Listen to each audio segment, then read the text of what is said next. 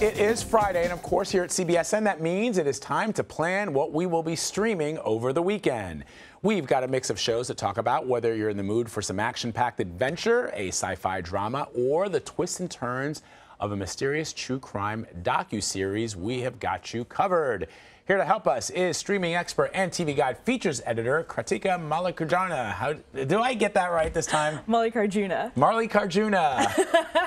You almost had it. You're there. No, this will be something that on social media people will track my evolution over the course of the next 3 months to see how I do. Well, I'm gonna make a supercut of this for you. That would be great. We need to have actually a supercut of that and play it every Friday. All right, so let's talk about this new series, Cloak and Dagger, which is on Hulu, and it looks really, really cool. Let's play a preview.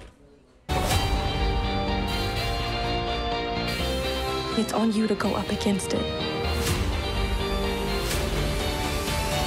But in the process, one of you is going to die. I'm sorry, can you repeat that last part? All right, so this show is based in New Orleans post-Katrina, but unlike a lot of stories, this is from the Marvel Universe, right? And unlike a lot of their stories, the superheroes fight some real-life injustices. It's not just like monsters from outer space and space aliens. What do you know? What have you seen about this that looks so interesting to you? So, I mean, just to tag on to your point, the reason I find this so compelling is that what they're fighting is, this corporation, Roxxon Corp, that is not just a shadowy government agency. It's not the sort of typical Agents of S.H.I.E.L.D. sort of stuff. These are people who are very corrupt and are willing to throw, everyday citizens of New Orleans under the bus for corporate profit. And, because of a tragedy that sort of unites where our heroes meet as their children, they both lost 2 people because of the greed and the corruption of this corporation. So it's a very real thing that I think, a lot of people, especially of the lower middle class, can relate to. But they do have superpowers. They do have superpowers. Yeah. So, I mean, that's what's kind of cool about it, which is, I love stories like this, superhero stories like this, where they tackle real world situations. It's always astounding to me in this day and age that when superhero movies and TV shows come out, it's always about things that we can barely imagine happening in the real world. Whereas this is look, Katrina was a very real disaster. You don't need aliens to destroy a city. Yeah. Mother Nature will do that, and the ineptness of the government can lead to even further death and I love the idea of superheroes sort of battling the everyday. Yeah, I mean, it especially works because it's YA. Yeah. It's a coming-of-age story in addition to that. So it's you're watching these 2 teens find out who they are as superpowered people, who they are as people that can actually change the world. All right, wait. Great. So let me just, before we move on to the next one, I always ask this. So when I hear YA, I'm a huge superhero nerd. I love superheroes, and I have since I was a little kid, but I'm not a kid anymore, at least not in the way that most people think. And I don't want a teen love story kind of a thing. I don't want to know. Well, it's certainly not Riverdale, so okay. I think you're going to be okay. If you're not into the soapiness of it, that's really not part of Cloak and Dagger. It's way more grounded. It's similar, I would say, to The Runaways, which is you don't need to know a lot about Marvel, and all you need to know is remember the feeling you had when you were a teenager, where you were it's me against the world. Okay, I like that. Yeah. I mean, that like Kick-Ass. Yes. Okay, cool. I'm down with that. All right. So up next, if you're into crime documentaries, this is called The Staircase. Take a look. I can vividly remember finding Kathleen. 911, where's your emergency? My wife had an accident. She's still breathing. What kind of accident? Down on the stairs. Kathleen Peterson was found dead at the bottom of the couple's staircase. Peterson's husband is novelist Michael Peterson. The cop was on me instantly. There was sufficient evidence to warrant a trial. The injuries are not consistent with a fall down the stairs. The charge, first-degree murder. No way in this world my father ever would have hurt Kathleen. We're like, Dad, we believe you. He wanted to give the appearance that this was a wholesome, functioning family.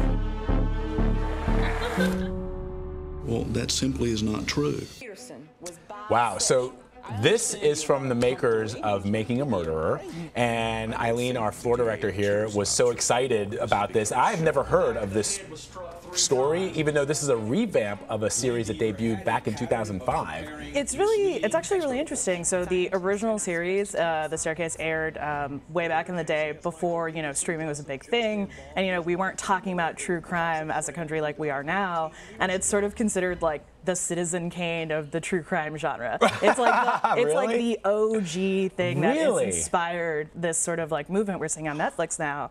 And what's really interesting about this is there was an 8-part series in 2005 and then a 2-part follow-up in 2013. And now with Netflix licensing this whole series together, they added 3 episodes that catch us up to what's happening current day in this trial, this case, this process with Michael Peterson.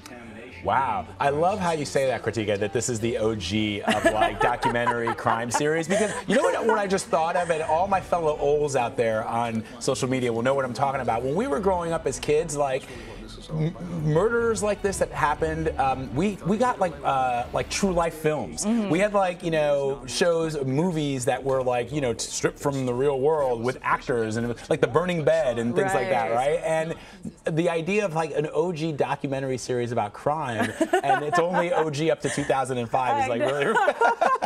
I know. Like I'm thinking about myself in 2005 being like a bright-eyed, almost college junior high school junior, being like, oh, what's happening? Yeah. I guess I should pay attention to this. That's it's going to be really important in like 8 years. So this is, so they've updated it, is basically what they've done with this. Yeah, I mean, so we're seeing the original 8 episodes. We're seeing the 2 episodes that were shot as a follow-up, and then there's 3 new episodes that Netflix went out and shot with the original director to, kind of bookend this whole case, because like now, as of 2018, it's finally come to a close. Wow. Okay, so that's pretty cool. And lastly, we have Sense8, which is coming to an end. Let's watch a preview.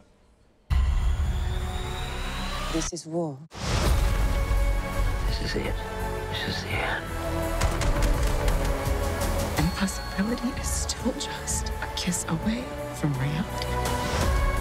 We're getting close to the chairman. For millennia, my kind have subjugated yours.